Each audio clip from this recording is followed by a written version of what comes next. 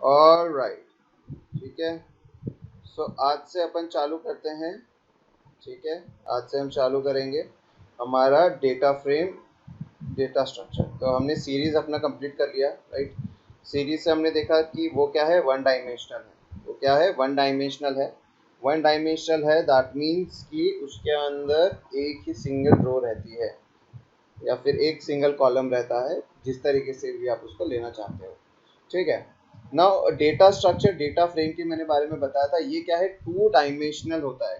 ये क्या है, जैसे हमारा 2D आरे होता है ना, टू डायमेंशनल आरे, उसी तरीके से होता है। तो इसको हम क्या बोल सकते हैं, ये टेबुलर फॉर्म में रहेगा या स्प्रेडशीट फॉर्म में रहेगा, ठीक है।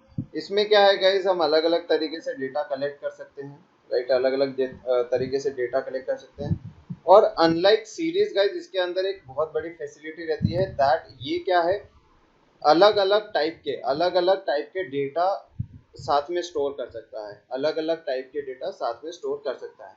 वो न्यूमेरिक हो सकता है, स्ट्रिंग हो सकता है, फ्लोट हो सकता है, या बुलियन। किसी भी टाइप का डेटा कहीं पे भी कैसे भी स्टोर हो सकता है हमारे डेटा फ्रेम के अंदर। दो चीजें हैं यहाँ पे, फर्स्ट इज ये टू डायमेंशनल होता है, सेकंड इज किसी भी टाइप के डेटा को ये स्टोर कर सकता है, इररिस्पेक्टिव ऑफ देयर कॉलम, या फिर जिस भी तरीके से तुम उसको स्टोर करना चाहते हो उससे इसको फर्क नहीं पड़ता है, ठीक है। डेफिनेशन में क्या बोल रहा है देखो, अ data frame is a two dimensional labelled array, ठीक है, like pandas data structures that stores an ordered collection columns that can store data of different types। यानी कि ये क्या है, ऑर्डर्ड कलेक्शन ऑफ कॉलम्स रखता है जिसके अंदर डिफरेंट डेटा टाइप का डेटा हम स्टोर कर सकते हैं।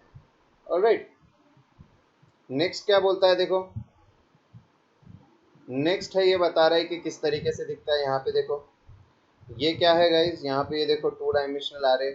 इसके अंदर इंपॉर्टेंट चीज क्या है देखो, ये यहाँ पे ये इंडेक्सेस हैं। ये कौन सा इंडेक्स है गाइज, रो इंडेक्स है। एक्सेस वाइज इसको क्या बोलते हैं, ये एक्सेस 0 है। ये क्या है, कौन सा एक्सेस है गाइज, ये एक्सेस नंबर 0 है, ठीक है।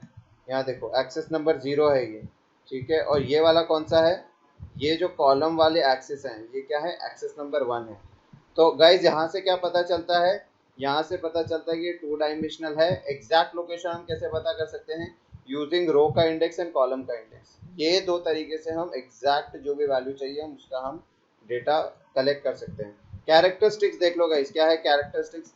फर्स्ट इज कि इसके अंदर दो इंडेक्सेस होते हैं। दो इंडेक्सेस कौन कौन सी होती है गाइज, एक रो इंडेक्स होती हैं और एक कॉलम इंडेक्स होती है। अभी अभी बताया, रो इंडेक्स मतलब क्या है, एक्सेस 0, एंड कॉलम इंडेक्स मतलब एक्सेस 1। तो ऊपर हमने देखा अभी, यहाँ पे ये क्या है गाइज, यहाँ पे इसके अंदर रो इंडेक्स कौन सा है, ये क्या है गाइज, ये है एक्सेस 0 और ये है एक्सेस 1, ठीक है। इसके अंदर कोई कंफ्यूजन नहीं रहना चाहिए आपका, ठीक है।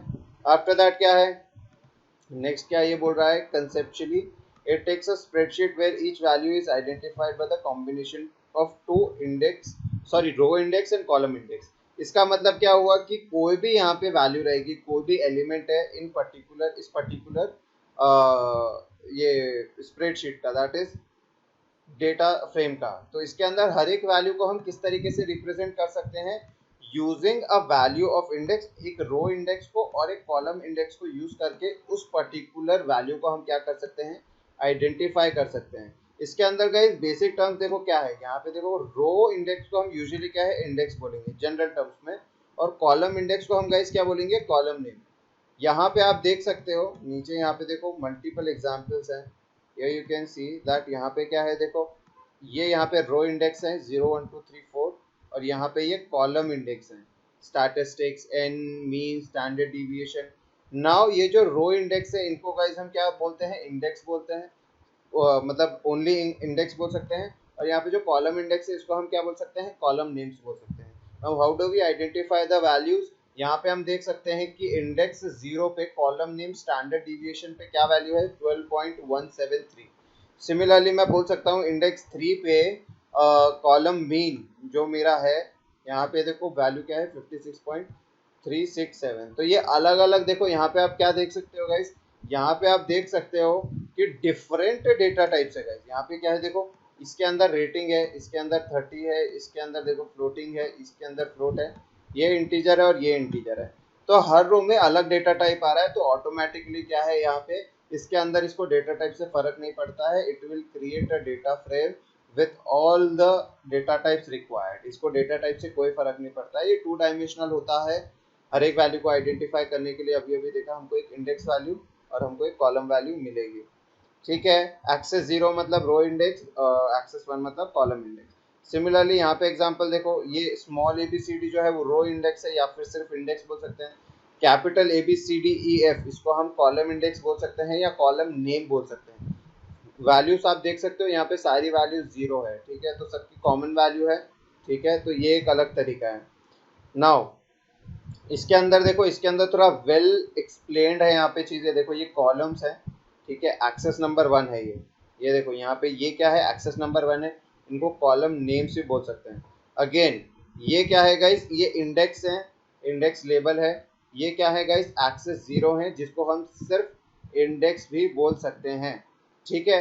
नाउ एक और चीज है गाइस, यहाँ पे ये जो इंडेक्स है ना, ये कैसे भी हो सकते हैं, ये भी जरूरी नहीं है कि न्यूमेरिक हो 0 1 2 3 4 हो, ये भी किसी भी डेटा टाइप के हो सकते हैं। It can be string, it can be a letter, it can be a number, it can be a character, किसी भी टाइप का हो सकता है। सिमिलरली क्या है, सिमिलरली यहाँ पे हमारे पास जो कॉलम नेम्स भी हैं वो भी किसी भी टाइप के हो सकते हैं। इनको डेटा टाइप से फर्क नहीं पड़ सकता है, इनको क्या है, डेटा टाइप से फर्क नहीं पड़ता है। One more thing is guys there कि जहाँ पे क्या है एम्प्टी वैल्यूज रहती है, जहाँ पे एम्प्टी वैल्यूज रहती है वहाँ पे ये क्या है एन नॉट अ नंबर भी यूज करता है, ठीक है, नॉट अ नंबर भी यूज कर सकता है ये, इसके पास ये भी एक फैसिलिटी रहती है। ऑलराइट गाइस, कैरेक्टरिस्टिक्स से सब लोग कंफर्म है, कैरेक्टरिस्टिक्स में डाउट तो नहीं है किसी को, समझ में आ गया, ठीक है। नाउ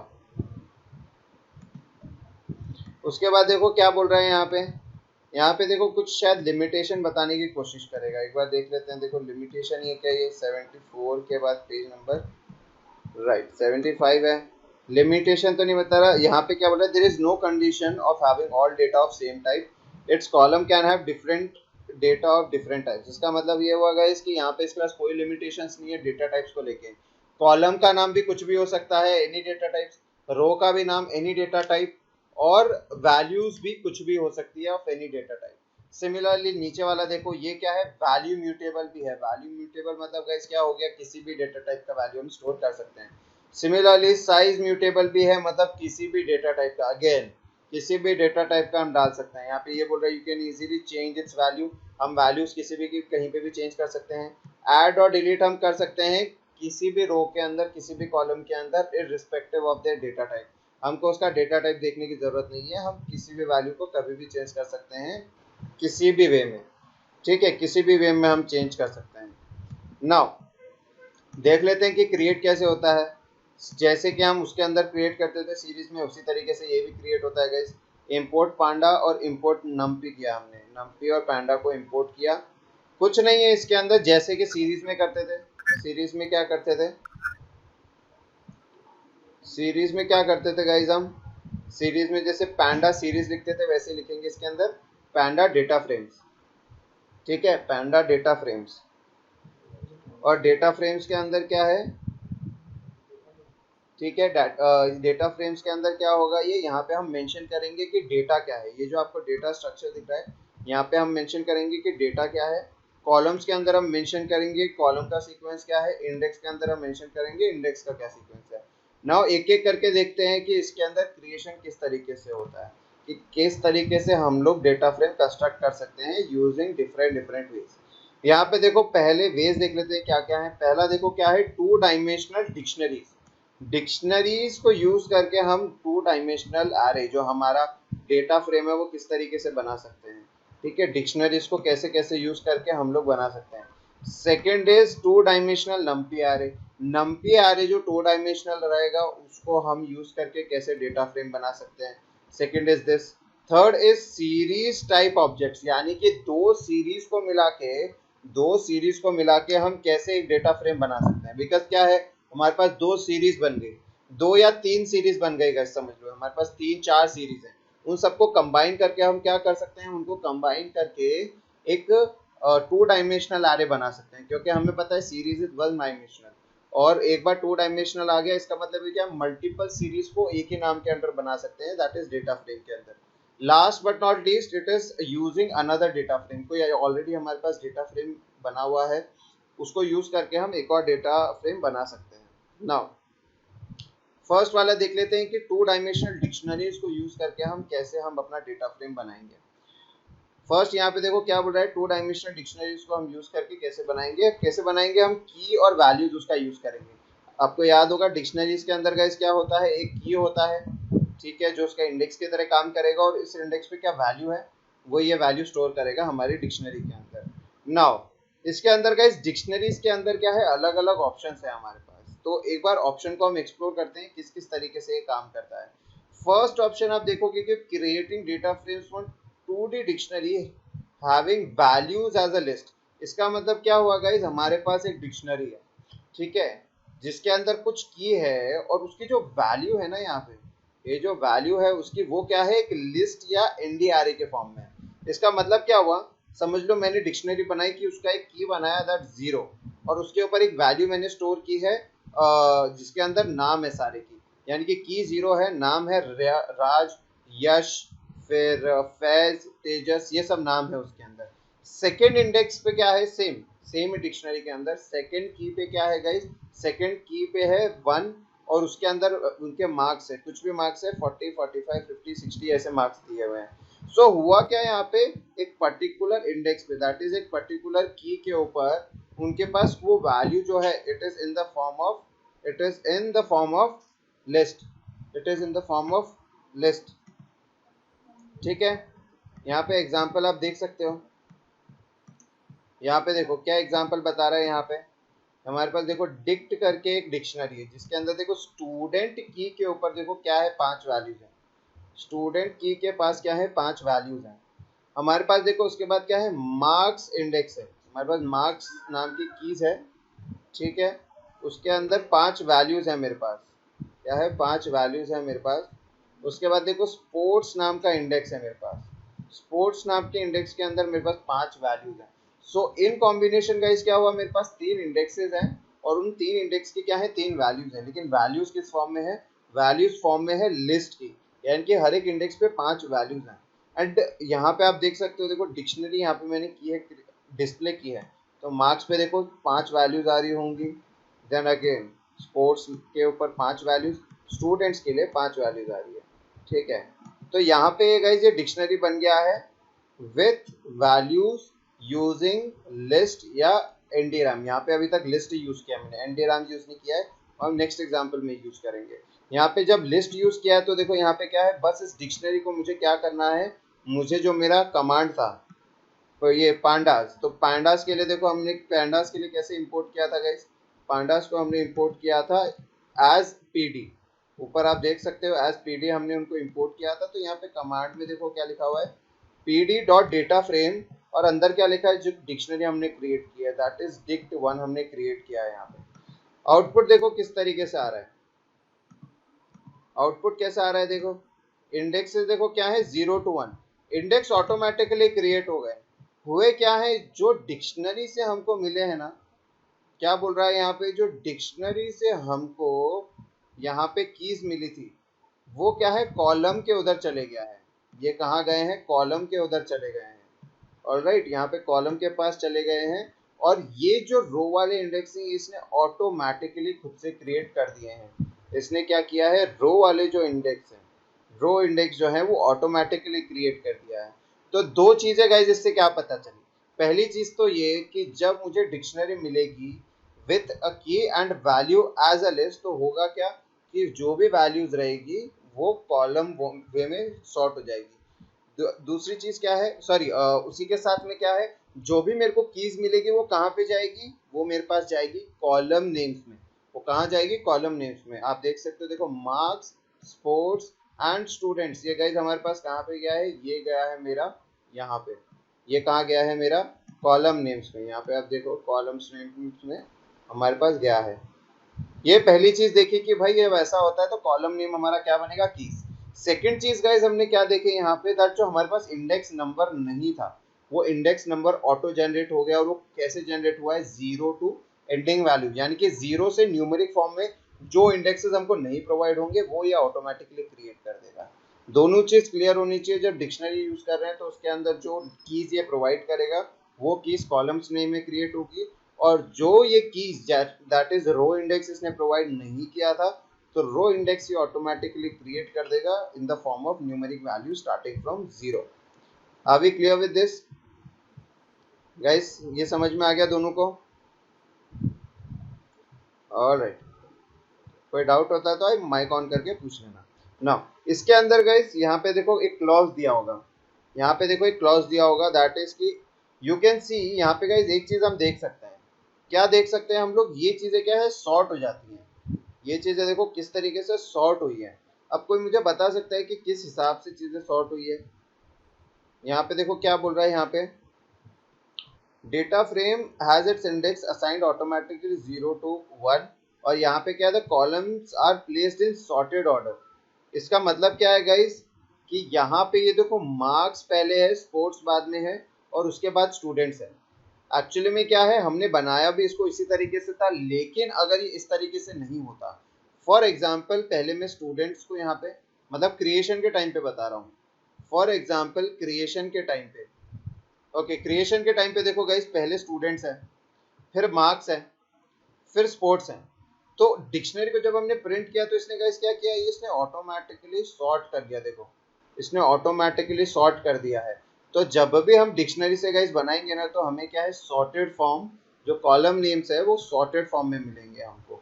तो इस चीज़ का ध्यान रखना है कि अगर तुम्हारा आउटपुट थोड़ा सा अनइवन आ रहा है अपार्ट फ्रॉम योर क्रिएशन, तो इसका मतलब समझ जाओ दैट वो क्या है, कॉलम नेम्स क्या है, एक असेंडिंग ऑर्डर के अंदर numeric wise, sorry alphabetical wise order के अंदर क्या हो गए, वो सॉर्ट हो गए। सिमिलरली गाइस यहाँ पे आप देख सकते हो कि अगर मुझे इंडेक्सेस प्रोवाइड करने थे, यहाँ पे देखो क्या बोल रहा है, पीडी डेटा फ्रेम डिक्ट 1 मैंने डाल दिया है, यहाँ पे डिक्शनरी डाल दिया है, दैट मीन्स कि उसके पास कॉलम नेम्स आ गए, वैल्यूज आ गई है। इंडेक्सेस ऑटो जनरेट किए इसने 0 से। अगर मुझे इंडेक्सेस की वैल्यू देनी है तो गाइस मैं इंडेक्सेस की वैल्यू कैसे दे सकता हूँ, इंडेक्सेस कीवर्ड यूज करके। तो इंडेक्स कीवर्ड अगर मैंने यूज किया तो आप देख सकते हो यहाँ पे क्या है, देखो ये इंडेक्स की वैल्यूज आ गई। क्या हो गई यहाँ पे, देखो इंडेक्स की वैल्यू हो गई स्टार्टिंग फ्रॉम 1 2 3 4 5, राइट। यहाँ पे 5 वैल्यूज जनरेट हो गई है। दो तरीके देख लिए, एक तो ऑटोमेटिकली कॉलम पे जाएगा या ऑटोमेटिकली जनरेट करेगा, और नहीं चाहते तो ये करना पड़ेगा। नाउ गाइज एक क्लॉज का ध्यान रखना है कि जब मैं इंडेक्स कीवर्ड यूज कर रहा हूँ, इंडेक्स सीक्वेंस क्या कर रहा हूँ, मैं यूज कर रहा हूँ, मैं क्या कर रहा हूँ गाइज, यहाँ पे इंडेक्स सीक्वेंस में क्या कर रहा हूँ, यूज कर रहा हूँ यहाँ पे। तो उस केस में गाइज क्या होगा, उस केस में गाइज क्या होगा कि यहाँ पे number of elements in one row should be equal to number of index. इसका मतलब क्या है कि अगर मेरे पास यहाँ पे 5 वैल्यूज हैं हर एक कॉलम के अंदर, तो मेरे नंबर ऑफ इंडेक्सेस भी 5 ही होने चाहिए। यहाँ पे अगर देखो, यहाँ पे नीचे एग्जांपल में 1 2 3 4 5 6, अगर 6 वैल्यूज में डाल देता हूँ, मैं अगर क्या करता हूँ 6 वैल्यूज डाल देता हूँ, तो देखो मुझे एरर दे देगा, वैल्यू एरर। क्यों? Shape of the past value is 3,5, यानी कि 3 कॉलम्स है और 5 रोज है। इंडाइसेस इम्प्लीमाई 3,6, इसका मतलब क्या है कि जो मैं एंटर करने की कोशिश कर रहा हूँ वो बोल रहा है 3,6, लेकिन एक्चुअल में है कितना, 3,5। तो ऑटोमेटिकली तुमको पता चल जाएगा कि भाई ये एरर शो कर रहा है और इंडेक्स वाला तुम्हारा इनपुट नहीं रिसीव करेगा। क्लियर है सबको? Any doubts? क्लियर है? ओके। आफ्टर दैट क्या बोल रहा है, देखो यहाँ पे एक एग्जांपल है मेरे पास। क्या एग्जांपल बता रहा है, in a dictionary that store the section names list as value for section keys and contribute amount of list as per the country। क्या बोल रहे हैं, डिक्शनरी 1 है जिसमें सेक्शंस हैं, सेक्शन 1 के अंदर देखो 4 वैल्यूज हैं, उसके बाद कंट्री है, कंट्री के अंदर देखो 4 वैल्यूज है। बोल क्या रहा है, write a code to create and display the data frame using about dictionary. तो कुछ है ही नहीं इसके अंदर, क्रिएट करके दिखाना है। सेम चीज है, डिक्ट 1 क्रिएटेड है, डिक्ट 1 क्रिएटेड है, ये मेरे पास 2 जनरेट हो जाएंगे, ठीक है, 2 कॉलम नेम्स जनरेट हो जाएंगे, और ये 4 वैल्यू, ये मेरा इंडेक्स हो गया, मतलब ये वाली मेरी वैल्यूज हो गई सेक्शन की, और ये मेरे पास ये वाली वैल्यू मेरी सेक्शन की हो गई, ये वाली 4 वैल्यू मेरी कंट्री की हो गई, ठीक है। और कुछ इसके अंदर करना ही नहीं है, ठीक है। अब ऑटोमेटिकली यहाँ पे क्या होगा, मैंने इंडेक्सेस नहीं दिए, तो तो इंडेक्सेस ऑटोमेटिकली जनरेट होके 0 to 4 सॉरी 0 to 3 जनरेट हो जाएंगे। क्यों? क्योंकि यहाँ पे 4 वैल्यूज है मेरे पास। यहाँ पे क्या है, मेरे पास 4 वैल्यूज है, तो ऑटोमेटिकली क्या होगा गाइज, यहाँ पे मेरे पास ये जनरेट हो जाएगा। नाउ आउटपुट में गाइज यहाँ पे देखो किस तरीके से आ रहा है आउटपुट। यहाँ पे आप देखोगे ना, मैंने क्रिएशन के टाइम पे तो सेक्शन पहले डाला था, लेकिन जब ये क्रिएट हुआ डेटा फ्रेम तो कंट्री पहले आ रहा है। द कंट्री पहले क्यों आ रहा है गाइस, यहाँ पे अल्फाबेटिकल ऑर्डर की वजह से, क्योंकि सी एस से पहले आता है तो ऑटोमेटिकली क्या है, ये अल्फाबेटिकल ऑर्डर के अंदर फर्स्ट पोजीशन पे रहेगा। अल्फाबेटिकल ऑर्डर की वजह से ये फर्स्ट पोजीशन पे रहेगा। एक सेकेंड, अच्छा अब ठीक है ना। अब यहाँ पे देखो फर्स्ट तरीका हमने देख लिया गाइस। फर्स्ट तरीका क्या था, यूजिंग डिक्शनरी के अंदर using a value as a list, हमने देख लिया। नाउ सेम 2D एरे के अंदर गाइस, यहाँ पे हमने देखा था 2D एरे के अंदर, हमने अभी एरे के लिए देख लिया। Okay, list and array guys almost same रहेगा, बिकॉज क्या है कि वो भी जो हमारा एरे रहता है, 1D एरे रहता है नम्पी का, वो एग्जैक्टली मतलब बहुत वेज में देखा जाए तो सिमिलर रहता है लिस्ट के। ओनली थिंग इज वो थोड़ा सा ऑपरेशंस के अंदर इशू कर, मतलब ऑपरेशन के अंदर उनके बीच में डिफरेंस रहता है, बट अपार्ट फ्रॉम दैट वो दोनों ऑलमोस्ट सिमिलर लगते हैं। ठीक है, तो उसके अंदर तुमको कुछ इशू नहीं आएगा। you will use the list and nd arrays as it is जब हम क्रिएशन के टाइम की बात करते हैं डेटा फ्रेम्स के अंदर। नाउ सेकेंड वे इसने देखो क्या एक्सप्लेन किया है, इसने डिक्शनरी को यूज करके। नाउ डिक्शनरी के अंदर कैसा, having values as a dictionary. इसका मतलब क्या हुआ, इसका मतलब यहाँ पे देखो क्या हुआ, यहाँ पे एग्जाम्पल देखो, नीचे एग्जाम्पल देखो क्या बोल रहा है ये, कि भाई यहाँ पे ये जो सेल्स है, सेल्स के बाद जो वैल्यू थी, यहाँ पे अभी हम लिस्ट जब यूज कर रहे थे, अब हम क्या यूज करेंगे, डिक्शनरी।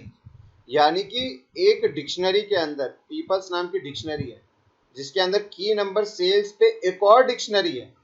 सिमिलरली मार्केटिंग नाम की की पे एक और डिक्शनरी है, यानी कि डिक्शनरी के अंदर एक डिक्शनरी रहेगी।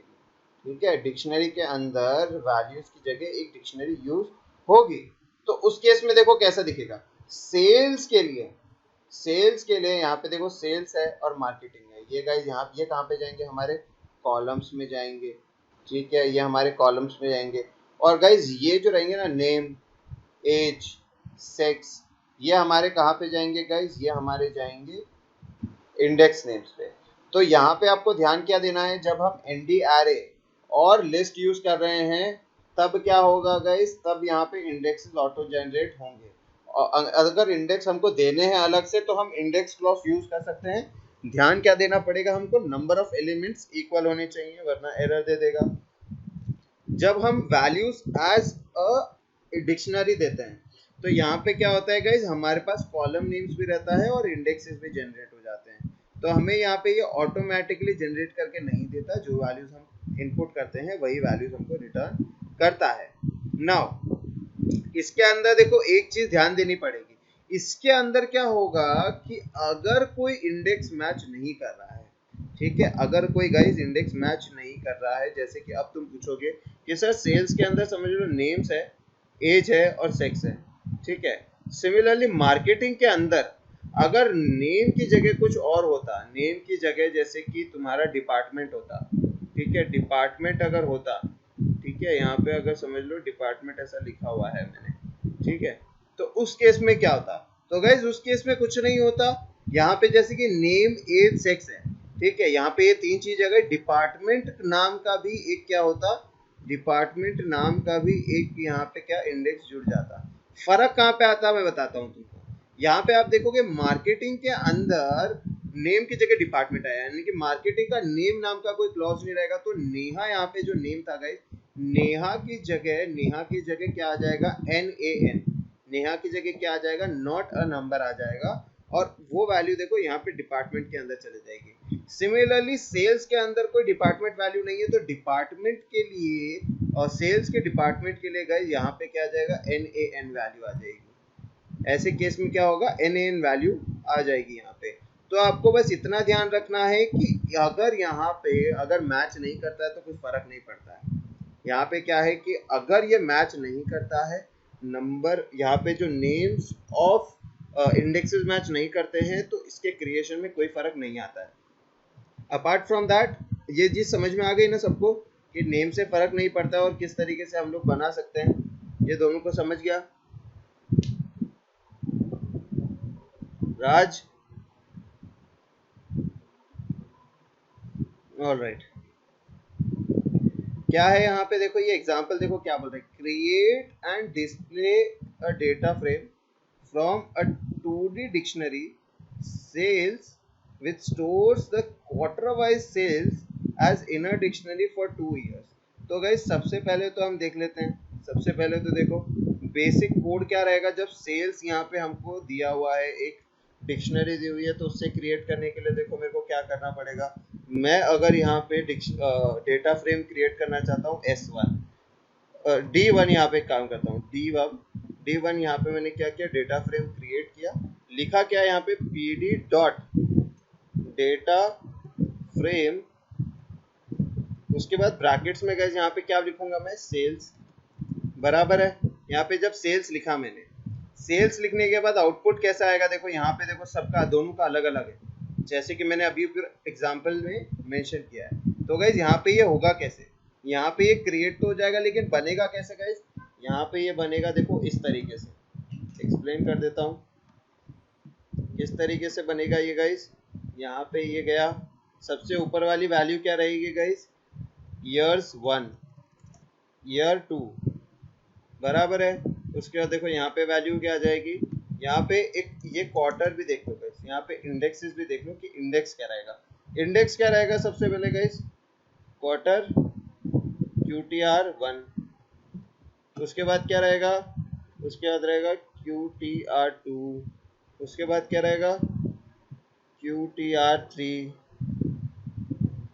उसके बाद क्या रहेगा QTR4, उसके बाद देखो मैच हो रहा है क्या नीचे वाला, यस, तो QTR1 मैच हो जाएगा। सेकंड वाला देखो QTR2 है, उसके बाद QTR3 QTR4 होगा कैसे। उसके बाद गाइज यहाँ पे वैल्यूज क्या हो जाएगी, कंबाइन होके हमको मिल जाएगी, जो भी रेस्पेक्टिव वैल्यू रहेगी वो आउटपुट में हमको मिल जाएगी। इस तरीके से डेटा फ्रेम आपका बन जाएगा। तो आउटपुट में आप देख सकते हो, देखो आउटपुट आपको किस तरीके से मिल रहा है, इस तरीके से, ठीक है, इस तरीके से मिल रहा है ना। उसके बाद देखो यहाँ पे क्या हो रहा है, यहाँ पे in the above example notice one thing कि जो कीज है वो क्या है, इनर डिक्शनरीज की दोनों की मैच कर रही है, ईयर 1 और ईयर 2 की मैच कर रही है। अभी अभी हमने देखा कि अगर मैच नहीं करती है तो क्या होगा। तो यहाँ पे आप देखो क्या होगा, यहाँ पे देखो ये क्या बोल रहा है, कलेक्ट 1 नाम की देखो क्या है, एक डिक्शनरी है जिसके अंदर ईयर 1 और ईयर 2 गाइज यहाँ पे देखो कंबाइंड है, ठीक है। सिमिलरली देखो यहाँ पे क्या बोल रहा है, यहाँ पे ये बोल रहा है देखो कलेक्ट 2 करके एक और डिक्शनरी है जिसके अंदर वैल्यू क्या है, ईयर 1 पे एक वैल्यू है और नील करके इसके अंदर है, इसके अंदर जो सेकंड हमारे पास है वो नील है। फिर देखो कलेक्ट नाम की मैंने एक डिक्शनरी बनाई जिसके अंदर की नंबर 1 के ऊपर कलेक्ट 1 जो कि खुद एक डिक्शनरी है उसकी वैल्यू है। तो यहाँ ऑटोमेटिकली आप समझ सकते हो कि डिक्शनरी के अंदर डिक्शनरी बन गई है, डिक्शनरी के अंदर डिक्शनरी बन गई है। या ये यश समझ में आ रहा है ना आपको, कोई डाउट तो नहीं है, माइक ऑन करके बताओ। हाँ सर क्लियर है, क्लियर है ना, ऑडिबल हूँ, कोई आवाज में तो प्रॉब्लम नहीं आ रही है। हाँ राज माइक ऑन करके बताओ, रही है कुछ सर, प्रॉब्लम आवाज तो नहीं आ है। रही है। बहुत नेट एरर हो रहा है, क्या हो रहा है, नेट एरर, नेट बहुत अच्छा कम आवाज आ रही है ना कंटिन्यूसली, आवाज में तो कोई प्रॉब्लम नहीं आ रही है। गायब भी हो गया सर अचानक से, खाली और रेड लाइन दिख रही है मेरे को। अच्छा अभी आ रहा क्या, नहीं ऐसा सर, होता है तो मेरे को बताना चाहिए ना यार। तो एटलीस्ट वापस एक बार देख लो गाइस, यहाँ पे कलेक्ट 1 एक डिक्शनरी है, कलेक्ट 2 एक डिक्शनरी है, इन दोनों को कंबाइन करके एक डिक्शनरी बनी है कलेक्ट, जिसके अंदर देखो इंडेक्सेस क्या हैं 1 एंड 2 और वैल्यूज हम क्या यूज कर रहे हैं, कलेक्ट 1 जो कि खुद एक डिक्शनरी है और कलेक्ट 2 जो खुद एक डिक्शनरी है। तो ऑटोमेटिक सी बात है, जब इस कलेक्ट को यूज करके मैं डेटा फ्रेम बनाऊंगा तो यहाँ पे जो इसके कीज हैं वो बनेंगे कॉलम नेम्स। तो यहाँ पे आप देख सकते हो 1 एंड 2 यहाँ पे क्या बने हैं, मेरे कॉलम नेम्स बने हैं, यहाँ पे आप देख ही सकते हो, ठीक है। इसके बाद देखो वैल्यूज पे चले जाते हैं। कलेक्ट 1 के अंदर गाइस क्या वैल्यू है, ईयर 1, ठीक है, और ईयर 2। तो यहाँ पे आप देख सकते हो कि 1 के लिए ईयर 1 और ईयर 2 आ गया है, ठीक है। सिमिलरली देखो कलेक्ट टू के लिए देखो ईयर 1 एंड नील ये वैल्यू है, तो इसके लिए देखो अलग से डाला है, लेकिन फर्क यहाँ पे क्या आया है कि जिसके पास समझ लो कलेक्ट 1 हमने है, कलेक्ट 1 के बाद नील नहीं है तो उसकी जगह वैल्यू क्या आ गई है NaN, और जब 2 के पास कलेक्ट 2 के पास ईयर 2 की वैल्यू नहीं है तो उसके लिए वैल्यू क्या आ गया है NaN आ गया है। ऑलराइट, तो ये दो वैल्यूज क्या है, जहां पे इसके पास वैल्यूज नहीं है वहां पे NaN कर देता है, एंड इसको यहाँ पे जब हम इससे बना रहे होते हैं डिक्शनरीज इन मतलब टू डिक्शनरीज बना रहे हैं जिसके अंदर वैल्यू जो है एज अ डिक्शनरी यूज होता है, तो उस केस में गाइस क्या होता है, उस केस के अंदर हमारे पास जो वैल्यूज हैं वो जरूरी नहीं है सबके इंडेक्सेस मैच करें, उसके अंदर जरूरी नहीं है सारे इंडेक्सेस की वैल्यू मैच करें। यहाँ पे अभी देख लो, यहाँ पे एक बार देख लो, यहाँ पे इसका आउटपुट कोई बता सकता है, यहाँ पे एक बार आउटपुट देखो, आप बता सकते हो क्या? केयरफुल इंपोर्ट ये किया देखो ईयर 1 और ईयर 2, यहाँ पे देखो ईयर 1 देखो डाई सेल्स यहाँ पे यूज किया है, 1 इंडेक्स पे ईयर 1 है और 2 इंडेक्स पे ईयर 2 है। वैल्यूज आप देख सकते हो किस तरीके से है, ठीक है, वैल्यूज आप देख सकते हो किस तरीके से है। यहाँ पे इसका मतलब क्या हुआ, देखो क्वेश्चन में क्या पूछ रहा है देख लेते हैं।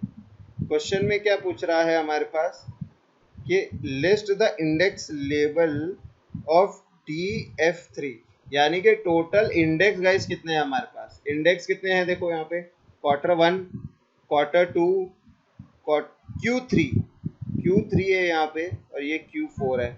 उसके बाद देखो A एंड B इसके पास अलग से है, A है B है और Q4, यानी कि टोटल हमारे पास कितने इंडेक्सेस हैं, 7 इंडेक्सेस हैं। Number of column names guys यहाँ पे कितने हैं, कॉलम नेम्स गाइस हमारे पास कितने होंगे, कॉलम नेम हमारे पास दो हैं, 1 एंड 2, ये 2 कॉलम नेम्स हैं हमारे पास, क्या है यहाँ पे, ये 2 कॉलम नेम्स हैं हमारे पास, ठीक है, कोई इशू नहीं आना चाहिए, वेरी सिंपल, यहाँ पे हमारे पास 2 कॉलम नेम्स है। आउटपुट में देख लेते हैं गाइस एक बार, आउटपुट में देखो यहाँ पे आप देख सकते हो, ओके आउटपुट नहीं है, डायरेक्टली आंसर दिया है, ठीक है। 7 मेरे पास क्या है, 7 मेरे पास इंडेक्सेस हैं, ठीक है, और 2 मेरे पास क्या है यहाँ पे, सॉरी 7 मेरे पास कॉलम नेम्स है, 2 मेरे पास इंडेक्सेस हैं। इसके देखो नोट में क्या बोल रहा है, total number of indexes in a data frame object are equal to the total unique inner keys of 2D dictionary passed to it, and it would use not a number value to fill missing data, that is where the corresponding values for a key are missing in any inner dictionary। ये समझ में आ गया ना,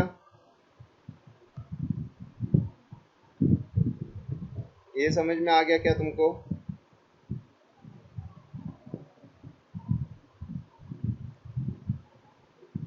राज को अभी आ रहा है, अभी गाइस मेरे को थोड़ा कंफर्म कर